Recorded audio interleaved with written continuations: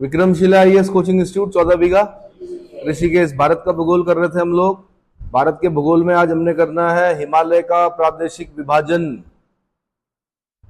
हिमालय का प्रादेशिक विभाजन यानी regional division of the Himalaya. तो सबसे पहले एक नाम याद रखना है आपने, सिडनी बुरार्ड विद्वान है सिडनी बुरार्ड।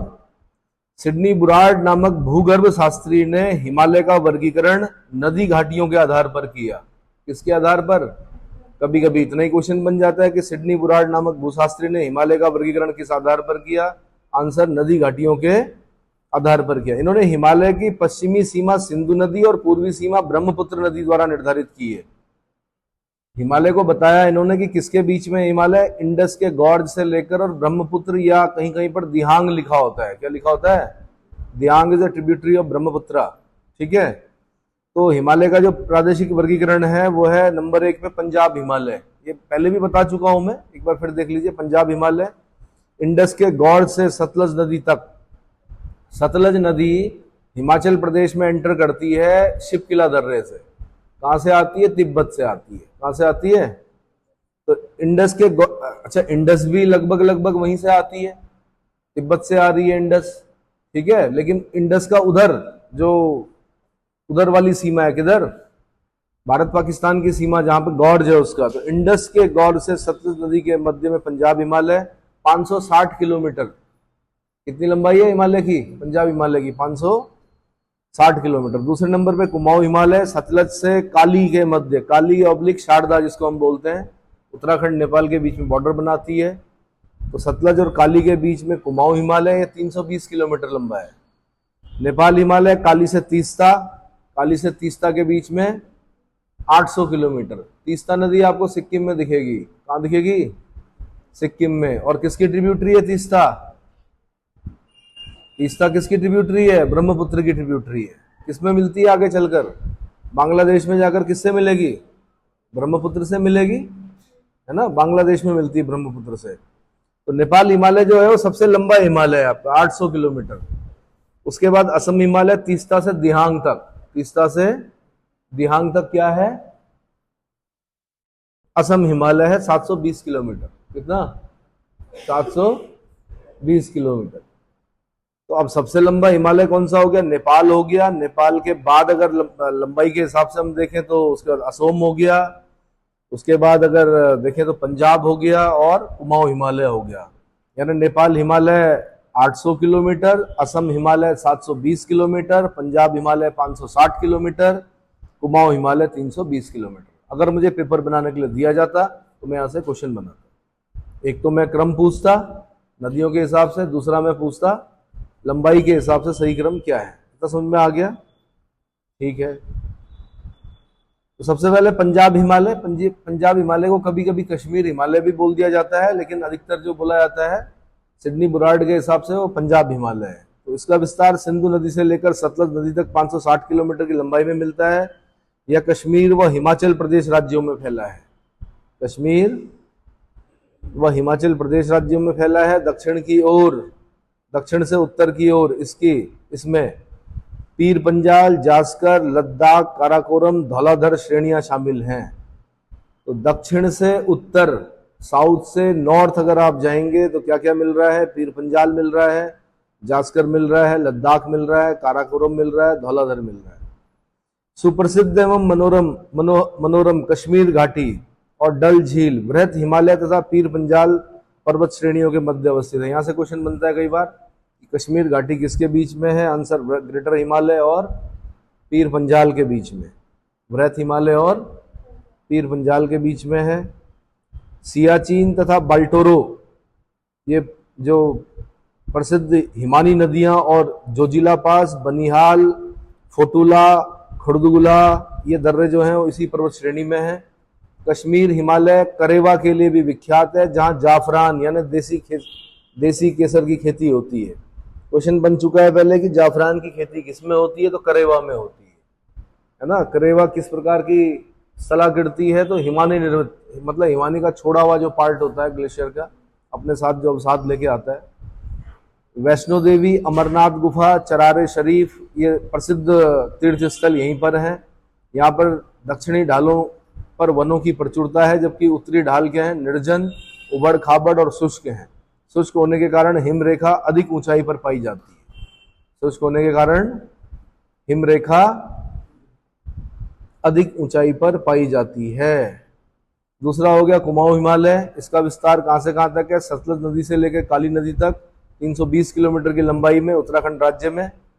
इसका पश्चिमी भाग गढ़वाल और पूर्वी भाग कुमाऊं हिमालय कहलाता है। यह पंजाब हिमालय की अपेक्षा अधिक ऊंचा है। यहाँ की प्रमुख चोटियां जो हैं वो बद्रीनाथ, केदारनाथ, त्रिशूल, माणा, गंगोत्री, यमुनोत्री, हेमकुंड साहब, नंदा देवी। सबसे ऊंची जो है नंदा देवी है। कामेट दूसरे नंबर की ऊंची चोटी, नंदा देवी और कामेट। इसकी ऊंचाई भी याद रखनी है आपने। नंदा देवी की कितनी है? 78-17। और कामेट की कितनी है? 77-56। 77-56, ठीक है। ये दो क्वेश्चन उत्तराखंड में पूछे जाते हैं। नंदा देवी की हाइट कितनी है, कामेट की हाइट कितनी है। IAS 2022 में भी क्वेश्चन नंदा देवी से पूछा जा चुका है। गंगा और यमुना नदियों के उद्गम स्थल यही है। इस क्षेत्र में अनेक संगम अवस्थित हैं। देवप्रयाग, कर्णप्रयाग, विष्णुप्रयाग, रुद्रप्रयाग। आपने क्रम याद रखना है प्रयागों का, ऊपर से नीचे। ऊपर से नीचे सही क्रम क्या है प्रयागों का? ऊपर से नीचे। अरे केशव प्रयाग मत लो भाई, केशव प्रयाग पंच प्रयागों में नहीं आता है। विष्णु प्रयाग, कर्ण प्रयाग। बोलो भाई, आप घूम के आए हो, कौन कौन सा प्रयाग है ऊपर से नीचे? पहले कौन सा प्रयाग देखा था? विष्णु प्रयाग, उसके बाद नंद प्रयाग, उसके बाद देखा था कर्ण प्रयाग, पक्का? उसके बाद रुद्र प्रयाग, उसके बाद देव प्रयाग, पक्का? कंफर्म हो? देख लो भाई, उत्तराखंड के लोगों को ये अगर पंच प्रयाग नहीं पता होंगे। बाकी वो दो प्रयाग अलग होते हैं। गणेश प्रयाग टिहरी में है और केशव प्रयाग आपका बद्रीनाथ में है, ठीक है, मणिभद्रपुर में। नंदा देवी कुमाऊं हिमालय की सर्वोच्च शिखर है। दून घाटियां शिवालिक व मध्य हिमालय के बीच में है। शिवालिक और मध्य हिमालय के बीच में दून घाटियां। फूलों की घाटी भी इसी पर्वतीय क्षेत्र में स्थित है। नैनीताल के निकट नैनीताल, भीमताल, सातताल झीलें स्थित हैं। कौन कौन सी? नैनीताल, त्रिऋषि सरोवर, भीमताल, सातताल, माणा दर्रा, नीति दर्रा। यह भाग तिब्बत के निकट है, ठीक है, उत्तराखंड। गंगोत्री क्षेत्र में ही गंगोत्री हिमनद से पवित्र गंगा के प्रमुख स्रोत के रूप में भागीरथी का उद्गम होता है। गंगा कहां से निकलती है? कभी यह मत बोलना कि गोमुख से निकलती है। गंगा देवप्रयाग से कहलाती है। भागीरथी निकलती है गोमुख से। क्या निकलती है? गंगा का उद्गम ठीक है भागीरथी के रूप में जो होता है। भागीरथी कहां से निकलती है? वो आपकी गोमुख से निकलती है। भागीरथी में जब अलकनंदा मिल जाती है देवप्रयाग में, वहां से उसका नाम गंगा पड़ता है, ठीक। नेपाल हिमालय, इसका विस्तार काली से लेकर तीस्ता नदी तक 800 किलोमीटर की लंबाई में मिलता है। यह कुमाऊं हिमालय की अपेक्षा अधिक ऊंचा और हिमालय की सबसे ऊंची चोटियां इसी भाग में पाई जाती हैं। एवरेस्ट इसी भाग में है। कंचनजंगा, मकालू, अन्नपूर्णा, है ना, वो बताया था मैंने। नेपाल में पूर्व से पश्चिम की ओर सही क्रम क्या है चोटियों का, वो याद करना है आपने। उत्तराखंड पीसेस वाले पूछ चुके हैं। इसका विस्तार नेपाल देश में है। काठमांडू घाटी यहाँ की प्रमुख घाटी है। उसके बाद असोम हिमालय, इसका विस्तार तीस्ता नदी से लेकर ब्रह्मपुत्र नदी तक 720 किलोमीटर की लंबाई में और लगभग 67,500 वर्ग किलोमीटर क्षेत्र में पाया जाता है। इसमें अरुणाचल प्रदेश और भूटान के भाग सम्मिलित हैं। नामचा बरवा के उपरांत हिमालय श्रेणी की दिशा मुड़कर म्यांमार भारत सीमा के सारे उत्तर से दक्षिण हो जाती है। नामचा बरवा याद रखना भाई आपने। क्या अचानक से हिमालय आपको नीचे की तरफ जाते हुए दिखता है, फिर म्यांमार में आप जाएंगे तो अराकान योमा के रूप में दिखेगा वो। अराकान योमा से और नीचे जाओगे तो अंडमान निकोबार के रूप में, है ना। तो सब फोल्ड ही है एक तरह से। तो नामचा बरवा के उपरांत हिमालय श्रेणियों की दिशा मुड़कर म्यांमार भारत सीमा के सारे उत्तर से दक्षिण हो जाती है। असम हिमालय को पूर्वी हिमालय भी कहा जाता है, जो अचानक मैदान से ऊपर उठा हुआ दिखाई पड़ता है। इस क्षेत्र में निवास करने वाली प्रमुख जनजातियों के आधार पर असम हिमालय को कई भौगोलिक लघु खंडों में श्री और दिखराय नदियों के मध्य अका पहाड़ियां, भैरोली, रांगानाद के बीच डाफला पहाड़ियां, सुबनसिरी मंडल के उत्तरी भाग में मिरी हिल्स, सियोम और दिबंग के मध्य अबौर हिल्स, दिबंग और दिहांग, दिहांग मतलब ब्रह्मपुत्र के बीच मिश्मी पहाड़ियां, ये सब मिलती हैं यहाँ पर। तो थोड़ा ये वाला पार्ट थोड़ा अच्छे से याद करना। श्री और दिकराय नदियों के मध्य अका पहाड़ियां, कौन सी पहाड़ियां? अका पहाड़ियां किसके मध्य में है? श्री और दिकराय नदियों के मध्य में है। भैरोली और रांगानाद के बीच में कौन सी हिल्स पड़ती हैं? डाफला हिल्स पड़ती हैं। डाफला हिल्स किन नदियों के बीच में पड़ती हैं? भैरेली और रांगानाद, भैरेली और रांगानाद। सुबनसिरी मंडल के उत्तरी भाग में कौन सी पहाड़ियां पड़ती हैं? मिरी हिल्स पड़ती हैं। कौन सी पड़ती हैं? मिरी हिल्स पड़ती हैं। सियोम और दिबांग के मध्य कौन सी हिल्स पड़ती हैं? अबौर हिल्स पड़ती हैं। दिबांग और दिहांग के बीच में कौन सी हिल्स पड़ती हैं? मिश्मी हिल्स पड़ती हैं। दिबांग और दिहांग ये सब ब्रह्मपुत्र की ट्रिब्यूटरी है। किसकी? ब्रह्मपुत्र की। ठीक है भाई। कुला कांगड़ी, चोमोवा हरी, टोवा डज, कांगटो, ग्यालापेडी, नामचा बरवा, ये प्रमुख शिखर हैं। कुला कांगड़ी 7,554 मीटर ऊंचा है। चोमोवा हरी ये 7,327 मीटर ऊंचा है। टोवा डज और कांगटो ये 7,090 मीटर ऊंचा है। ग्यालापेडी 7,151 मीटर ऊंचा है। नामचा बरवा 7,756 मीटर ऊंचा है। ठीक है। फिर दर्रे पड़ते हैं आपके। जैलेपला, लामीन दर्रा ही होता है वैसे, बट जैलेपला जो है वो 4,538 मीटर ऊंचाई पर है। बूमला जो है वो 4,331 मीटर ऊंचाई पर है। टीसीला जो है वो 4,740 मीटर ऊंचाई पर है। तुंगा जो है वो 5,044 मीटर ऊंचाई पर है। योंगयाप जो है वो 3,962 मीटर ऊंचाई पर है। एक बार यूपीएससी ने क्वेश्चन पूछा, ब्रह्मपुत्र किस दर्रे के निकट से एंटर करती है अरुणाचल प्रदेश में? ब्रह्मपुत्र कहाँ एंटर करती है भाई? तिब्बत में बहती है ना वो, सांगपो नदी के नाम से, या एक नाम और है उसका, क्या नाम है? सांप जैसी, सांगपो, ब्रह्मपुत्र का ही नाम है। अचानक से मुड़ती है और नीचे की तरफ हो जाती है, अरुणाचल प्रदेश में एंटर करती है। किस दर्रे के निकट से एंटर करती है? आंसर योंगयाप दर्रे के निकट से एंटर करती है। किसके? योंगयाप दर्रे के निकट से एंटर करती है। एक है कांगड़ी करपोला, ये 5,636 मीटर ऊंचाई पर है ना। चुंबी घाटी जो है वो सिक्किम में है। सिक्किम की चुंबी घाटी से जलेपला और अरुणाचल प्रदेश में बुमला, ये तिब्बत की राजधानी लासा तक पहुंचने के प्रमुख मार्ग हैं। अगर आपको लासा तक पहुंचना है, फॉरबिडन सिटी बोलते हैं लासा को। कभी लासा जाना मना था, लासा जो जाता था वापस नहीं आता था। पंडित नैन सिंह रावत ने खोजा, फिर उत्तराखंड के थे, अंग्रेजों के कहने पर पंडित नैन सिंह रावत गए, महान सर्वेयर है ना। तो अगर आपको लासा जाना है तो या तो सिक्किम की चुंबी घाटी से जलेपला होते हुए या अरुणाचल प्रदेश में बुमला होते हुए। कहाँ जाएंगे? कहाँ? लासा, तिब्बत की राजधानी। ठीक है। अच्छा जी, कंचनजंगा की हाइट पूछ लेता है कई बार। कंचनजंगा सिक्किम में पड़ेगा, आपका नेपाल के बॉर्डर पर पड़ेगा। इसकी 8,598 मीटर, 8,598, 8,500 ऐसे मत याद किया करो, 85-98 याद करो मीटर, ये आसान होता है याद करना। 85-98 कंचनजंगा। मकालू जो है वो 84-81 है। माउंट एवरेस्ट 88-48 है ना। गोसाई थान है, अन्नपूर्णा है, नंदा देवी है, बद्रीनाथ है, नंगा पर्वत है। नंगा पर्वत जो है वो आपका 8,124 मीटर ऊंचा है। राकापोशी है, बहुत सारी चोटियां हैं। नामचा बरवा है, ग्यालपेड़ी है, कांगटो है, कुला कांगड़ी है, जिजिन कांगसा है, चोमोवा हरी है, पाहुनरी है, Kanchenjunga, Nyonnori, Makalu, Mount Everest, Cho Oyu, Gauri Shankar, Gosain Than, Manaslu, Annapurna, Dhaulagiri, Churen Himal, Murla Mandhata, Api, Nanda Devi, Dunagiri, Trishul, Kamet, Badrinath, Saser Kangri, Saltoro Kangri, Gasherbrum, K2, Godwin Austen, ये काराकोरम में है K2। ये हाईएस्ट पीक है भारत की highest peak K2 Godwin Austin, ठीक है।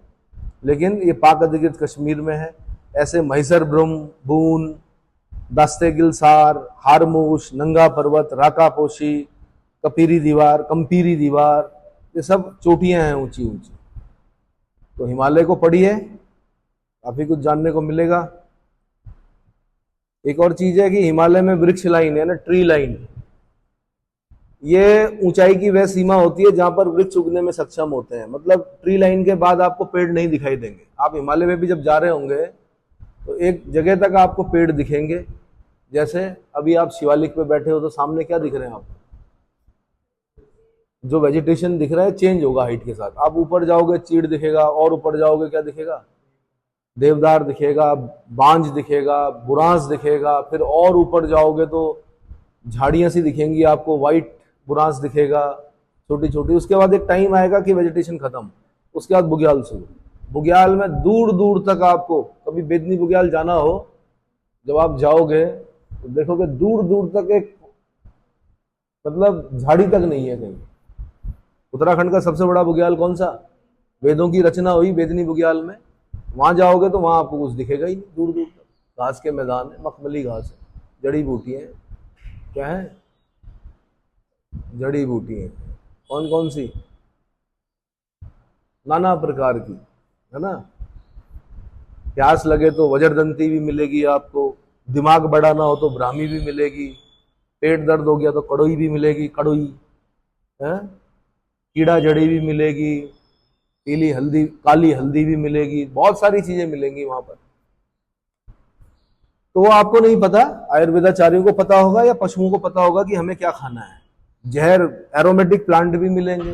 एरोमेटिक प्लांट बोलते हैं जिनमें एक विशेष प्रकार की गंध होती है, लेकिन कैसे होते हैं? पॉइजनस होते हैं, जहरीले होते हैं, लेकिन औषधि निर्माण में बड़े इंपॉर्टेंट रोल अदा होता है उनका। किसका? Aromatic plant. बीरबल सानी रिसर्च इंस्टीट्यूट लखनऊ, वहां पर रिसर्च चलती है एरोमेटिक प्लांट पर, ठीक है। तो पूर्वी और मध्य हिमालय में जो वृक्ष रेखा है या ट्री लाइन है वो 3600 से 3800 मीटर है, जबकि पश्चिमी और उत्तर पश्चिमी हिमालय में ये जो ट्री लाइन है ये 3300 से 3600 मीटर होती है। पूर्वी हिमालय की तुलना में पश्चिमी हिमालय में ट्री लाइन का मान कम होता है। पूर्वी हिमालय की तुलना में पश्चिमी हिमालय में ट्री लाइन का मान कम होता है। पश्चिमी भाग की अपेक्षा हिमालय के पूर्वी भाग की ऊंचाई में जैव विविधता अधिक पाई जाती है। पूर्वी भाग की ऊंचाई में जैव विविधता अधिक पाई जाती है। ये आईएएस का क्वेश्चन, ट्री लाइन से क्वेश्चन पूछ चुका है, जैव विविधता बायोडायवर्सिटी से क्वेश्चन पूछ चुका है ना। फादर ऑफ बायोडायवर्सिटी कौन है भाई? हाँ जी, 50 बार तो पूछ ही लिया होगा मैंने मेरे ख्याल से ये वाला क्वेश्चन कि फादर ऑफ बायोडायवर्सिटी कौन है, जैव विविधता के पिता कौन है? ढूंढो ना, मोबाइल अपना दिव्यास्त्र निकालो, उसमें ढूंढो। कहाँ है दिव्यास्त्र? सामने रखा हुआ है। हाँ हाँ, ईओ विल्सन, ऑसबॉर्न विल्सन, ठीक है भाई। आगे हिमालय में हिमनद, ग्लेशियर अगर हम पढ़ रहे हैं तो ग्लेशियर की निचली सीमा को हिम रेखा की संज्ञा दी जाती है। ऐसी लाइन जिसके ऊपर 12 महीने क्या हो, बर्फ हो, उसको क्या बोलते हैं? स्नो लाइन बोलते हैं। क्या बोलते हैं? तो हिमनद की निचली सीमा को हिम रेखा की संज्ञा दी जाती है। इस रेखा की ऊंचाई भौगोलिक स्थितियों यथा अक्षांश, वर्षण की मात्रा और स्थलाकृतिक आदि विशेषताओं के ऊपर निर्भर करती है। किन किन पर? किस लैटिट्यूड पर है अक्षांश, वर्षण की मात्रा कैसी है वहां पर, और स्थलाकृतिक यानी टोपोग्राफी जो है आदि विशेषताओं के ऊपर निर्भर करती है। यही कारण है कि हिमालय की विभिन्न भागों में हिम रेखा की ऊंचाई अलग अलग मिलती है। ये भी आईएएस का क्वेश्चन है, ये पहले बता चुका हूं शायद मैं। हिमालय के उत्तरी भाग महान हिमालय में औसत हिम रेखा की ऊंचाई 4500 से 6000 के बीच पाई जाती है। औसत हिम रेखा कितनी है भाई? 4300 से 6000 मीटर। महान हिमालय में कितनी है? 4500 से 6000। पश्चिमी हिमालय में कितनी है? 5800। पूर्वी हिमालय में कितनी है? 4300। इसका मतलब पूर्वी हिमालय में आप 4300 मीटर जहां चढ़े तो आपको बर्फ मिल जाएगी। क्या मिलेगी? जबकि पश्चिमी हिमालय में आप 5800 मीटर पे जाएंगे, बर्फ तो भाई जाड़ों में हर जगह मिल जाएगी, पर 12 महीने जो बर्फ मिलेगी पश्चिमी हिमालय में 5800 मीटर पर मिलेगी। पूर्वी हिमालय में कहाँ मिलेगी? 4300 मीटर पर मिलेगी। अब मैंने आपको कहा था कि हिमालय जो है वो कैसा बना हुआ? ऐसा है। तो भाई लैटिट्यूड अगर मैं बोलूं, पूर्वी हिमालय का जो लैटिट्यूड है वो कम है और पश्चिमी हिमालय की जो लैटिट्यूडनल पोजीशन है वो ज्यादा है। ऊपर की तरफ जाएगा ना लैटिट्यूड पश्चिमी हिमालय का। अब वैसे हम पढ़ते हैं कि कम लैटिट्यूड पर गर्मी होती है, ज्यादा लैटिट्यूड पर क्या, ज्यादा बड़ी लैटिट्यूड पर क्या होगा? ठंड बढ़ती जाएगी। भाई जीरो से जब आप क्या बोलते हैं ऊपर की तरफ जाते हो तो गर्मी है, फिर धीरे धीरे धीरे ठंडा ठंडा होते होते 0 डिग्री तक जम जाते हो। जब 0 डिग्री लैटिट्यूड पर जाते हो, सॉरी 90 डिग्री लैटिट्यूड पर, तो 0 से 90 के बीच में वेजिटेशन जो हम देखते हैं तो लास्ट में हमें क्या दिखता है? 0 के आसपास टुंड्रा टैगा दिखता है। ऐसे ही हिमालय पे भी जब हम चढ़ते हैं तो क्या उसी प्रकार का वेजिटेशन दिखाई देता है। तो यहाँ पे प्रश्न ये पूछा है आईएएस वालों ने कि पूर्वी हिमालय की जो हिम रेखा है वो 4300 मीटर पाई जाती है, जबकि पश्चिमी हिमालय की हिम रेखा 5800 मीटर है। ऐसा क्यों? क्या बताया था उत्तर मैंने? पश्चिमी हिमालय में वर्षा की न्यूनता हिम रेखा को प्रभावित करती है। पश्चिमी हिमालय में वर्षा क्या है? न्यून है। पूर्वी हिमालय में वर्षा क्या है? अधिक है। वर्षा अधिक है तो वर्षा की न्यूनता पश्चिमी हिमालय में हिम रेखा को प्रभावित करती है। ठीक है। हिमालय के प्रमुख हिमनद महान हिमालय और ट्रांस हिमालय के पर्वतों के में पाए जाते हैं। पश्चिमी हिमालय में वर्षा की न्यूनता हिम रेखा को प्रभावित करती है। वृहद हिमालय में विश्व के कुछ विशालतम हिमनद स्थित हैं। जियोलॉजिकल सर्वे ऑफ इंडिया और वर्ल्ड ग्लेशियर इन्वेंटर के अनुसार हिमालय में अधिकांश हिमनद 3 से 5 किलोमीटर लंबे हैं, लेकिन कुछ बड़े हैं। जैसे सियाचिन ग्लेशियर है, ये काराकोरम में पड़ता है, ये 76.4 किलोमीटर लंबा है। कौन? सियाचिन। सबसे ऊंचा बैटलफील्ड भी है ये। सबसे ऊंचाई पर स्थित बैटलफील्ड कौन सा? सियाचिन ग्लेशियर है ना। नुब्रा नदी निकलती है यहाँ से, नुब्रा घाटी से होके ही जाना पड़ता है। कहाँ? सियाचिन ग्लेशियर में। ऐसे ही बाल्टोरो ग्लेशियर है, ये भी काराकोरम में है, ये 58 किलोमीटर लंबा है। हिस्पारा ग्लेशियर है, ये भी काराकोरम में, ये 61 किलोमीटर लंबा है। बियाफो ग्लेशियर ये काराकोरम में है, 60 किलोमीटर लंबा है। बातुरा ग्लेशियर काराकोरम में है, 58 किलोमीटर लंबा है। चोंगो लुंगमा काराकोरम में है, 50 किलोमीटर लंबा है। खारदोजीन काराकोरम में 41 किलोमीटर लंबा है। तो भाई ये आईएएस के क्वेश्चन रहे हैं। बियाफो ग्लेशियर से क्वेश्चन बन चुका है, बातुरा से बांटुरा से क्वेश्चन बन चुका है, हिस्पारा, बाल्टोरो, सियाचिन ये सब बन चुका है। और ये पढ़ना क्यों जरूरी है? कुछ उसमें पाक ऑक्युपाइड कश्मीर में जा रखे हैं हमारे ग्लेशियर। तो जिस तरह से आप गांव में अपने खेत नहीं पहचानते हो ना, एक दिन अपने देश की स्थिति भी नहीं पहचान पाओगे कि हमारे देश के ग्लेशियर कहाँ कहाँ हैं। धीरे धीरे कैप्चर हो जाएंगे वो। उधर से पाकिस्तान लगा हुआ, उधर से चाइना लगा हुआ। नहीं आया समझ में? चीन तो अपने पत्थर उठा के रखता है, उसकी तो नीति यही है कि आज यहाँ है, कल थोड़ा सा 100 मीटर आगे रख देगा, है ना। तो फिर फोर्सेस जो हमारी लगी हुई हैं वो उनको धकेलती हैं पीछे, भैया ये हमारी बॉर्डर है, इससे आगे नहीं आना। समझ में आ गया? कुछ घटनाएं देखी होंगी आपने, गलवान वगैरह। हालांकि युवाओं को ज्यादा मतलब नहीं है उससे, लेकिन इंटरेस्ट रखो। जब आपकी जानकारी आपके देश की सुरक्षा के लिए जरूरी है ना। गांव के सारे खेत पता है कहां कहां पर है? गांव में आपके खेत कहां कहां पर है पता है? हाँ जी। या खाली मूल निवास और उसमें जा रहे हो लड़ाई में? क्या नाम है? मूल निवास और भू कानून है? ठीक है, बिल्कुल जाइए, मूल निवास भू कानून की लड़ाई लड़िए, लेकिन पहले अपने खेतों में जाइए, अपने खेत देख लीजिए। जो बुजुर्ग लोग बचे हुए हैं, जिनका समय पूरा होने वाला है, वो बता देंगे आपको आपके खेत कौन कौन से। निशान लगा दीजिए वहां पर। समझ में आ गया? हालांकि सब लिखत पढ़त होती है, पटवारी जी के पास सब होता है, और फिर भी चलो। सियाचिन, बाल्टोरो, हिस्पारा, बियाफो, बातूरा, चोगोलुंगमा, खारदोजिन, ये बता दिया मैंने।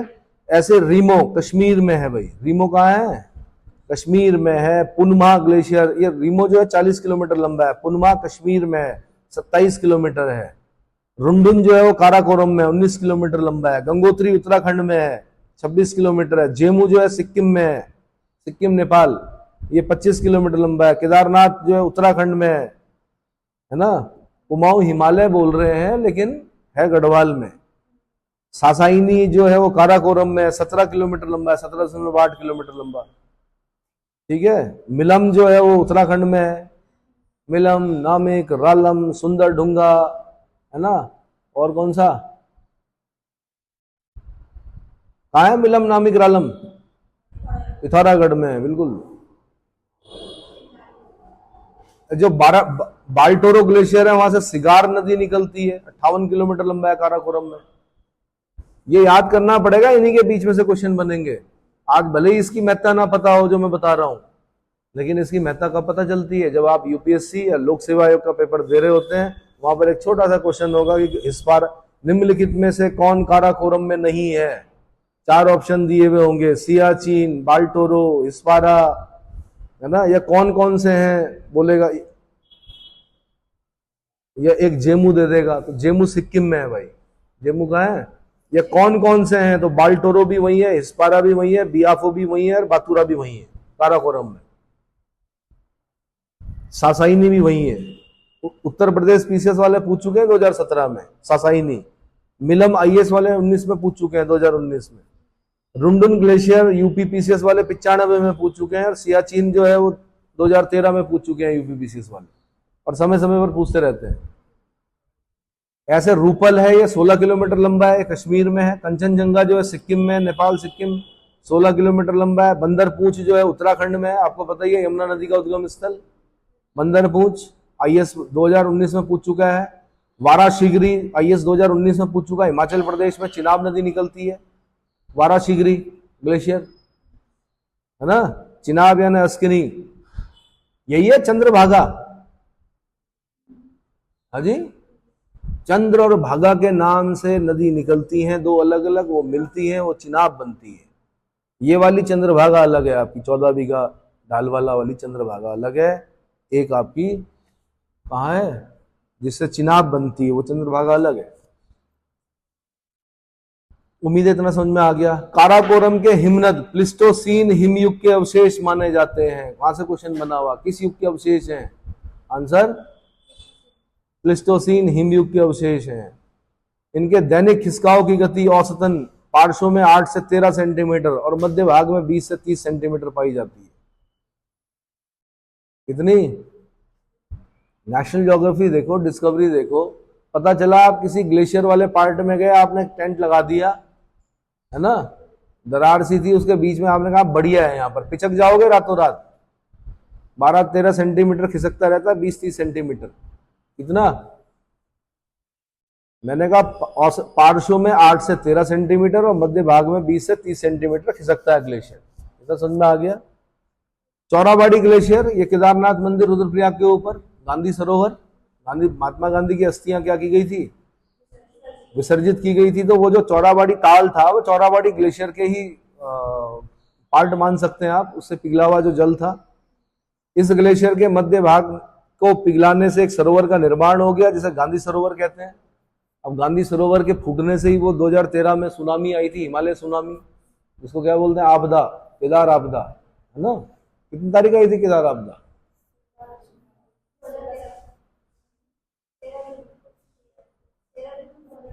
पक्का चेक करो। उत्तराखंड के सबसे बड़ी आपदाओं में एक आपदा थी केदार आपदा। डेट बताओ मुझे। 16-17 जून। हाँ, चलो जी। हिमालय के हिमनदों के पिघलने की गति सर्वाधिक है। हिमालय के हिमनदों की पिघलने की गति सबसे ज्यादा है। किसकी है? हिमालय के ग्लेशियर्स की।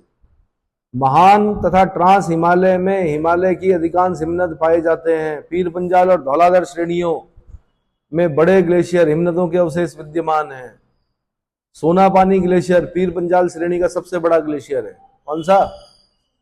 सोनापानी ग्लेशियर पीर पंजाल श्रेणी का सबसे बड़ा ग्लेशियर है, जो कि लाहौल और स्पीति प्रदेश में की चंद्रा घाटी में स्थित है। लाहौल स्पीति सुना है? नहीं सुना है? लाहौल और स्पीति घाटी स्पीति प्रदेश में चंद्रा घाटी में स्थित है। कौन? सोनापानी ग्लेशियर पीर पंजाल श्रेणी का सबसे बड़ा ग्लेशियर है ना।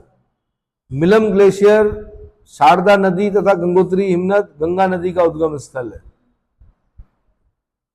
गंगोत्री हिमनद भागीरथी का उद्गम है, ठीक है, गंगा नदी का पानी भी वहीं से आता है, नाम अलग देवप्रयाग से पड़ता है। विश्व का सबसे बड़ा ग्लेशियर पामीर क्षेत्र में अवस्थित है, उसका नाम है फेड चेंको ग्लेशियर। कौन सा? जबकि सियाचिन दूसरे नंबर का सबसे बड़ा ग्लेशियर। भाई भारत का सबसे बड़ा ग्लेशियर हो सकता है सियाचिन, लेकिन विश्व का जो सबसे बड़ा ग्लेशियर है उसका नाम क्या है? Fedchenko glacier. Fedchenko glacier ये कहां पर मिलेगा? पामीर क्षेत्र में मिलेगा। कहां मिलेगा? रूफ ऑफ द वर्ल्ड, संसार की छत, पामीर।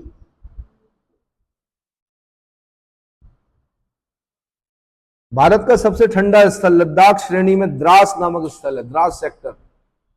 यहां पर नहीं पता चलेगा आपको क्या होता है, कैसा होता है। जब जाओगे आप द्रास सेक्टर में जाओगे, जब टेम्परेचर गिरता है रात को ना, अधिकतर जो कैजुअलिटीज होती हैं वो किसकी वजह से होती हैं? 2 और 4 बजे के बीच में होती है, टेम्परेचर गिरता जाता है। माइनस में ले जा रखे आप क्या?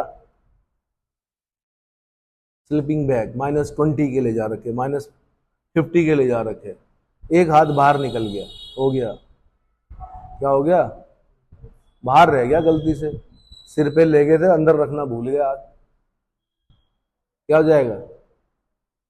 जम जाएगा भाई, है ना।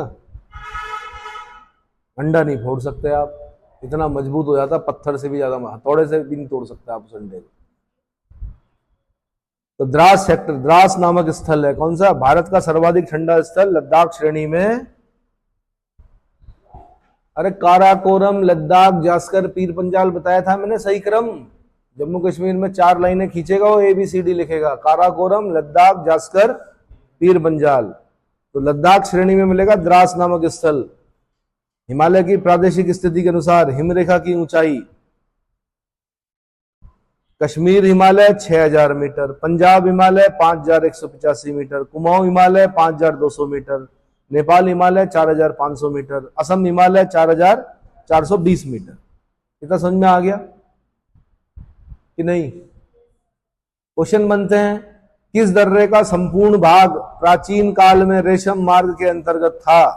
तब क्या आंसर दोगे? खैबर दर्रा, अफगानिस्तान पाकिस्तान के बीच में रेशम मार्ग, सिल्क रूट हुआ करता था किसी जमाने में, है ना। चाइना सिल्क उगाता था, उसके बाद क्या, सिल्क विदेशों में जाता था। चाइना ने कई सालों तक, कई वर्षों तक नहीं बताया कि सिल्क बनाते कैसे हैं। बाद में पता चला ये तो शहतूत के कीड़े से बनता है। शहतूत पर एक कीड़ा होता है, वो अपने चारों ओर क्या करता है? ककून जिसे बोलते हैं, चारों ओर क्या बनाता है? अपनी लार से खोल बनाता है, और उस रेशम को प्राप्त करने के लिए जिंदे उबाले जाते हैं वो कीड़े, और तब पहनते हो आप क्या? रेशम के कपड़े। बता रहा हूं मैं, बहुत महंगे होते हैं रेशम के कपड़े, इसीलिए मना करते हैं। जो मेनका गांधी है ना, वो ये बोलती है कि रेशम मत पहनो, इसे पहनने से क्या हो रही है? हिंसा हो रही है। जो ककून है उन्हें क्या किया जा रहा है? जिंदा उबाला जाता है। कौन है रेशम में नंबर 1? हमारा स्टेट कर्नाटक है नंबर 1 पर। कौन है? अब ज्यादा आवाज उठाते हैं तो भाई लोगों की रोजी रोटी जाती है, पर यह भी सत्य है कि हिंसा होती है। उसमें कपास पहनने में कोई हिंसा नहीं होती, हिंसा हालांकि वहां पर भी होती है। बीटी कॉटन जब हम करते हैं तो उसमें जो कीड़ा लगता है वो अपना भी मर जाता है बैठते ही, है ना। क्या होता है बीटी का मतलब? बैसिलस thuringiensis, यही होता है। तो हमने क्या किया? जेनेटिकली मॉडिफाई कपास उगाया, जिसको बोलते हैं बीटी कॉटन, बैसिलस thuringiensis। तो वो क्या होता है कि उसमें जो कीड़ा है जो उसमें उसको नुकसान पहुंचाता था, अब वो उसको नुकसान नहीं पहुंचा पाता। या तो बैठेगा ही नहीं है, बैठेगा तो मर जाएगा। चलो जी, खैबर दर्रा समझ में आ गया। किन श्रेणियों के बीच में सिंधु नदी की घाटी है? तो जास्कर और लद्दाख के बीच में। किसके बीच में? तो मैंने कहा था काराकोरम, लद्दाख, जास्कर, पीर पंजाल। तो लद्दाख और जास्कर बोले, क्योंकि काराकोरम के बाद क्या पड़ा? लद्दाख, फिर जास्कर। तो लद्दाख और जास्कर के बीच में क्या है? सिंधु नदी की घाटी है। सिंह खंबाब बोलते हैं शायद इसको, क्या बोलते हैं? एक बहुत बड़ा महोत्सव सिंधु दर्शन होता है वहां पर लेह में, बहुत बड़ा आयोजन होता है लेह में, सिंह खंबाब। ठीक है। पूर्वी घाट किन पहाड़ियों से निर्मित है? तो नीलगिरी, पालकोंडा, नल्लामलाई, जावेदी, शेवराय। ये क्रम पूछता है। सीडीएस का पेपर देने जाओगे, असिस्टेंट कमांडेंट का पेपर देने जाओगे तो क्रम पूछेगा वो आपसे, और ये नाम दिखेंगे आपको, नीलगिरी दिखेगा, पालकोंडा, नल्लामलाई, जावेदी और शेवराय हिल्स। ठीक है। कच्छ प्रायद्वीप का सबसे ऊंचा पर्वत शिखर कौन सा है? गिरनार। कच्छ पहुंच गए हम कहाँ? गुजरात में। कच्छ कहाँ है? थोड़ा ना एटलस खोल के रखा करें। एटलस खोलने से क्या होता है कि थोड़ा गुजरात देख लो, कच्छ का प्रायद्वीप देख लो, उसमें एक हाईएस्ट पीक दिखेगी आपको, उसका नाम क्या? गिरनार, है ना। गिर फॉरेस्ट दिखेगा वहां पर। एशियाटिक लॉइन दिखेंगे आपको वहां पर। एशियाटिक लॉइन कहां पर रहते हैं? गिर में, है ना। गिरनार नाम सुना होगा इतिहास में भी आपने। क्या सुना था? गिरनार अभिलेख किसका? शकों की कार्दमक शाखा का रुद्रदामन, जूनागढ़ अभिलेख, गिरनार अभिलेख सुना है? हाँ। आक्रांता आए, शकों का आक्रमण हुआ, शक राजा रुद्रदामन का जूनागढ़ अभिलेख, गिरनार अभिलेख यहीं पर दिखेगा आपको। ठीक है भाई कि नहीं?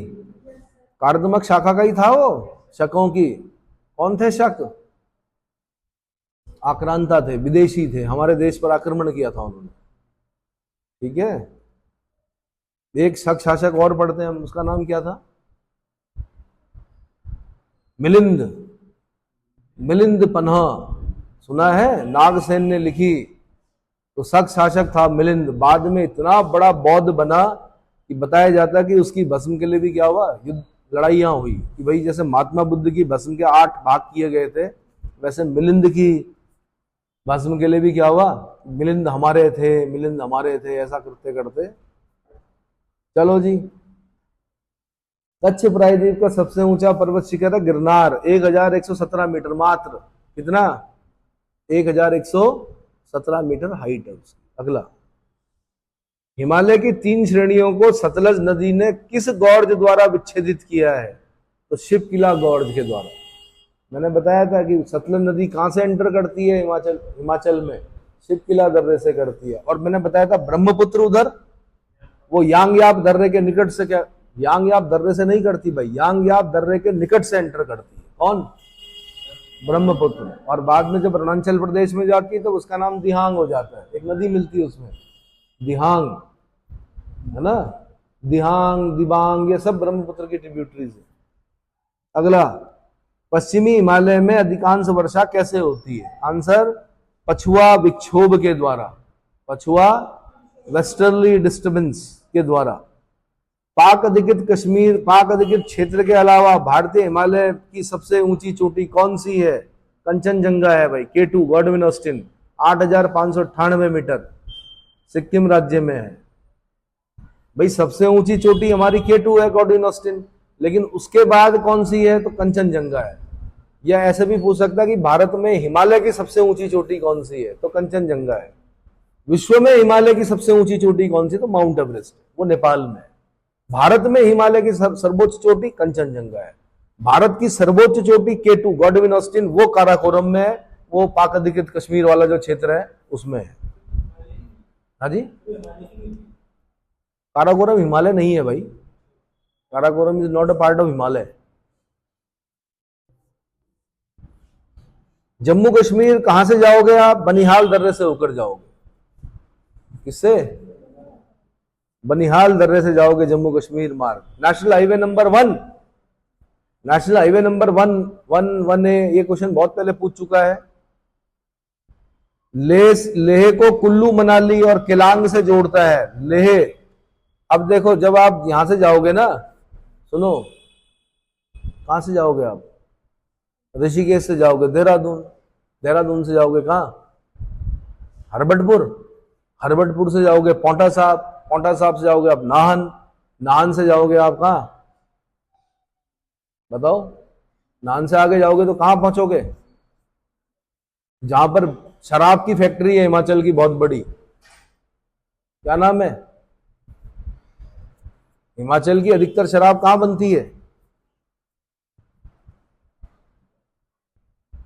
तो बताओ भाई, तब पहुंचोगे शिमला, बड़े बड़े स्टेशन बता रहा हूं मैं। तो नाहन और शिमला के बीच में बड़ा स्टेशन कौन सा है आपका, कभी गए नहीं। अरे देखो ना, हिमाचल में शराब इंडस्ट्री के लिए कौन सी जगह फेमस है, बहुत बड़ा शहर है। अरे नहीं यार, बिलासपुर कहाँ चले गए, छत्तीसगढ़ में जाते हैं, एक बिलासपुर हिमाचल में भी है, जस्ट नाहन से आगे। नहीं भाई, और बताओ। अरे शहर का नाम पूछ रहा हूं यार मैं, जैसे शिमला बड़ा शहर है, उससे पहले नाम भूल गया मैं। अरे कहाँ, और तब जाओगे मनाली, मनाली से फिर लेह जाना है आपको, फिर किस दर्रे से होकर जाना पड़ेगा, बाड़ा लाचा दर्रे से होकर जाना पड़ेगा। कुल्लू मनाली को जोड़ेगा लेह से कौन, बाड़ा लाचा पास। सोलन, नाहन से सोलन जाओगे, सोलन से शिमला जाओगे, शिमला से फिर आगे कहाँ, मनाली जाओगे, कुल्लू मनाली, मनाली से फिर आगे जाना है आपको अगर ले तो बाड़ा लाचा दर्रे से होकर जाना पड़ेगा। इससे अब तो मेरे ख्याल से काफी टनल बन चुकी है ना। चलो जी अगला, बाड़ा लाचा हो गया। शेवराय हिल्स किस राज्य में स्थित है, तो शेवराय की पहाड़ियां तमिलनाडु में, ये आईएएस में पूछ चुका है। शेवराय हिल्स कहाँ है। काराकोरम श्रृंखला का प्राचीन नाम क्या था, कृष्णागिरी। काराकोरम का प्राचीन नाम क्या था, कृष्णागिरी नाम था। ठीक है, ऐसे ही पूछेगा आपसे, विश्व का सर्वोच्च पर्वत शिखर माउंट एवरेस्ट हिमालय के किस भाग में स्थित है, तो आपने बोलना ग्रेटर हिमालय या नेपाल हिमालय में, ग्रेटर हिमालय और नेपाल हिमालय में। भारतीय प्रायद्वीप किसका भाग है, इंडियन पेनिनसुला जो है किसका पार्ट है, तो आंसर गोंडवाना लैंड का पार्ट है। किसका, गोंडवाना लैंड का। और हम क्या हैं, हम ना गोंडवाना लैंड के ना अंगारा लैंड के, हम तो अवसादों पर बसे हुए हिमालय के लोग। किस पर, वो जो टैथीस सागर के नीचे अवसाद थे उन पर बसे हुए। ये जो मैदान वैदान दिख रहे हैं, ये नदियां लाई है नीचे, ये पानी से आ रखा नीचे, जो मैदान वैदान दिख रहा है अब बह के आ रखा। ऐसा हो ना, पहले ग्रेटर हिमालय बना, होल्ड पड़ा, फिर मिडिल हिमालय बना, फिर उनके अवसादों से शिवालिक रेंज बनी, और शिवालिक रेंज के अवसादों पर हम क्या कर रहे हैं, अपने मकान बना के खड़े हो रहे थे, खुश हो रहे हैं हम, मेरी जमीन, इतनी जमीन की मेरी, कुछ नहीं, सब सबडक्शन होना है एक दिन। अगला, कुल्लू और स्पीति घाटी को जोड़ने वाला दर्रा कौन सा है, तो रोहतांग दर्रा है, देवसा दर्रा है, रोहतांग दर्रा है। कुल्लू को स्पीति घाटी से जोड़ने वाले दर्रे का नाम है देवसा दर्रा या और रोहतांग दर्रा। कश्मीर घाटी और कारगिल का संपर्क किन दर्रों द्वारा स्थापित होता है, तो पेंजिली और जोजिला दर्रा। कौन सी, पेंजिली दर्रा और जोजिला दर्रा, कश्मीर घाटी और कारगिल। कारगिल सुने हो, तब आप पैदा नहीं हुए थे जब कारगिल वॉर हुआ इस देश में, बोफोर्स का इस्तेमाल किया गया उन आतंकियों को क्या करने के लिए, क्योंकि ऊपर से कैजुअलिटीज हो गई थी बहुत ज्यादा, ऊपर बैठे हुए थे वो लोग, और हमारे जो जवान थे वो क्या नीचे से ऊपर जाना था उन्होंने, तो वो निशाना लगा लगा कर मार रहे थे ऊपर से, क्या करना पड़ा, बोफोर्स काम आई तब हमारे। तब यहां से शेलिंग की हमने, ऊपर जो बैठे हुए थे बंकर में, पहले उनके बंकर उड़ाए, यहां से नीचे से भी गए, लेकिन हाँ फायरिंग करते रहे हम लोग ताकि सर ना उठा सके वो। और तब जाके हमारे जो जवान थे, हमारे जो ऑफिसर्स थे, उन्होंने क्या किया, उसको देखिए कभी, एलओसी एक पिक्चर है, उसको देखिए, समझ में आएगा आपको। लक्ष्य है, बिल्कुल लक्ष्य पिक्चर है, अच्छी पिक्चर है, उसमें देखिए। हो गया। लद्दाख और तिब्बत के बीच में संपर्क संभव हो पाया है, चांगला, इमिला, लनकला और तस्कला। ला मतलब दर्रे। अगर लद्दाख और तिब्बत के बीच में संपर्क संभव हो पाया है तो उसके लिए चांगला, इमिला, लनकला और तस्कला। जवाड़ सुरंग किस प्राकृतिक दर्रे को दिया गया जवाहर सुरंग का नाम बनिहाल दर्रा। बनिहाल याद नहीं आ रहा तो ननिहाल याद कर लो, ननिहाल से बनिहाल अपने आप आ जाएगा, है ना। जवाहर सुरंग, बनिहाल दर्रा। हिमाचल प्रदेश में प्रमुख दर्रे कौन से हैं? तो शिवकिला है, रोहतांग है और बाड़ा लाचा है। शिवकिला से सतलज एंटर करती है, दूसरा बड़ा दर्रा रोहतांग है, तीसरा बाड़ा लाचा दर्रा है। कौन सा? बाड़ा लाचा। अगर हिमाचल से फिर आगे आपको लेह में जाना है, लेह मतलब लद्दाख टेरिटरी, यूनियन टेरिटरी में, तो बाड़ा लाचा से जाना पड़ेगा आपको। कई पिक्चरों की शूटिंग होती है उसमें, देखा होगा आपने, दोनों तरफ बर्फ रहती है, 10-10 फुट, बीच में गाड़ी जाने के लिए क्या बना हुआ, देखे हैं? वो बाड़ा लाचा पास है, बड़ा खतरनाक है भाई वहां पर, मैं भी गया हुआ हूं, है ना। डर लगता है इस चीज का, ऐसा लगता है कहीं खिसक गया पहाड़ तो पिचक जाएंगे दोनों के बीच। बर्फ ही बर्फ है और कठोर बर्फ है। कैसी? कठोर, कटर वाली गाड़ी होती है, वो काटती है उनको। चलो जी आगे। शिवकिला, रोहतांग, बाड़ा लाचा हो गया। जलेपला और नाथुला दर्रे सिक्किम में। नाथुला, जलेपला कहां पर है? सिक्किम में। कहां पर है? सिक्किम में। यांगयाप, दीफू, बोमडिला ये अरुणाचल प्रदेश में। यांगयाप दर्रा के निकट से ब्रह्मपुत्र एंटर करती है, कहा? अरुणाचल प्रदेश में। दीफू दर्रा से शायद आप कहां जाओगे? म्यांमार, म्यांमार जाने का रास्ता है। बोमडिला ये अरुणाचल प्रदेश में। तीनों दर्रे, यांगयाप, दीफू और बोमडिला। उत्तराखंड के दर्रे तो पता ही है आपको, माणा, नीति, है ना, लिपुलेख, बहुत सारे दर्रे पढ़ने हैं उत्तराखंड में। तो आपने कहां रह गया नीति, कहां रह गया माणा? श्याम सिंह पटवारी ने कहां कहां जाना? ये कहावत थी, एक ही पटवारी था कहां के लिए? नीति और माणा का, मतलब उसे नीति वाला वो भी कवर करना होता था और माणा वाला भी। तो ऐसे इस राज्य में ऐसे भी पटवारी हुए श्याम सिंह जैसे, कि नीति और माणा को क्या कर रहे हैं? कवर कर रहे हैं। और आज आप लोग जो जब नियुक्ति होती है तो बोलते हैं जी दुर्गम हो गया जी, दुर्गम। अरे काहे का दुर्गम भाई, रोड पहुंच गई, अब काहे का दुर्गम, है ना। श्याम सिंह पटवारी के समय में रोड वोड कुछ नहीं थी, पैदल जाना होता था, घिस गया होगा बेचारा चलते चलते इतनी दूर। कहाँ रीति, कहाँ माणा। किंगरी बिंगरी कहाँ है और क्या है भाई? चमोली जिले में है कि दर्रा है, सुना है किंगरी बिंगरी? बहुत सारे पास पढ़ना है, ट्रेल पास पढ़ना है, किंगरी बिंगरी पढ़ना है, नीति, माणा, लिपुलेख और है पिंडारी। ग्लेशियर नहीं पूछ रहा मैं दर्रे पूछ रहा हूं। मिलम हिमनद कहां अवस्थित है? उत्तराखंड के कुमाऊं प्रदेश, कुमाऊं क्षेत्र में। मिलम बड़ा सुंदर ग्लेशियर, मिलम ग्लेशियर। उत्तराखंड को तिब्बत एवं मानसरोवर से जोड़ने वाले दर्रों का नाम बताइए। तो माणा, मांगशाधुर, मुलिंगला, नीतिला, नीति दर्रा।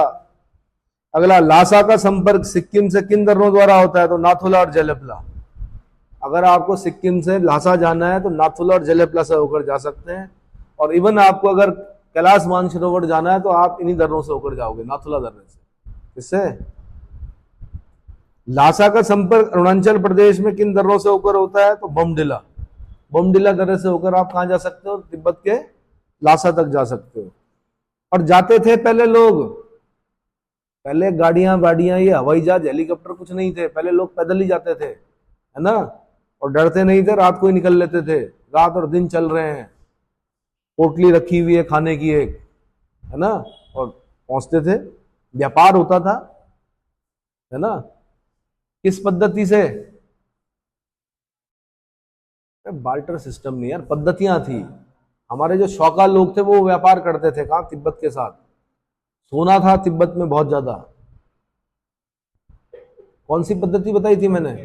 है एक पद्धति बताई थी मैंने, पत्थर का टुकड़ा, आधा यहाँ आधा वहां, तब जोड़ते थे ऐसे करके, तब बोलते थे हाँ सही आदमी है ये। अरे जैसे आपने पिक्चरों में देखा होगा, जो ये होते हैं कौन, स्मगलर्स, नोट के दो टुकड़े, तब दोनों जोड़ेंगे, हाँ सही आदमी है, सामान इसको देना है। तो गमग्या पद्धति, कौन सी पद्धति? शौका लोग गमग्या पद्धति से व्यापार किया करते थे। कभी व्यापार जो था वो किस पर था? विश्वास पर था। भाई हमेशा लाला जी तो जाएंगे नहीं, लाला जी ने किसी को भेज दिया तो क्या लेके भेजेंगे? कुछ ना कुछ लेके भेजेंगे ना, जिसको देखकर क्या पता चलेगा कि हाँ सही आदमी है।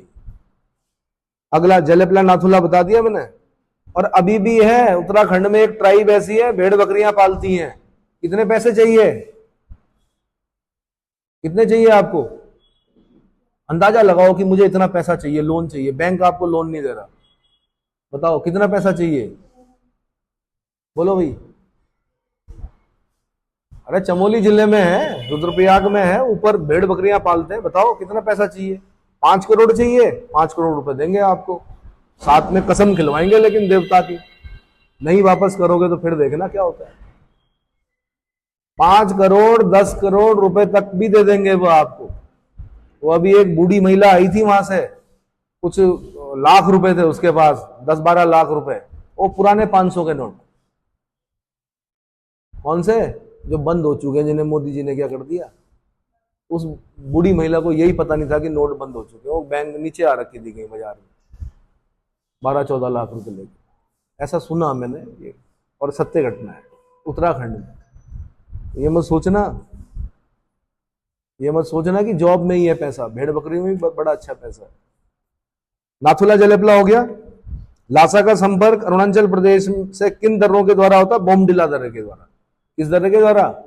बोमडिला दर्रे के द्वारा। अरुणाचल प्रदेश और मांडले म्यांमार के बीच आवागमन किन दर्रों से होता है? तो चौकान, दिहांग, दीफू, लिखापानी और पांगसान दर्रों द्वारा। अरुणाचल प्रदेश और म्यांमार के बीच में कौन कौन से दर्रे हैं?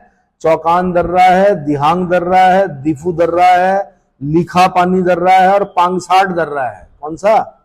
पांगसान लिखा हुआ है, पांगसाट पढ़ा हुआ हम लोगों ने, पांगसाट दर्रा। म्यांमार और अंडमान के बीच अंडमान सागर के बेसिन का निर्माण किस काल में हुआ?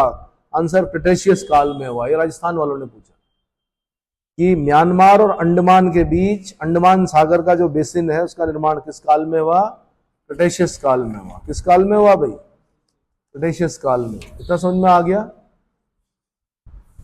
कि नहीं? ठीक है, तो इसमें इतना ही बता रहा हूं मैं अभी। उसके बाद मैं बताऊंगा आपको भारत के दर्रे। क्या बताऊंगा?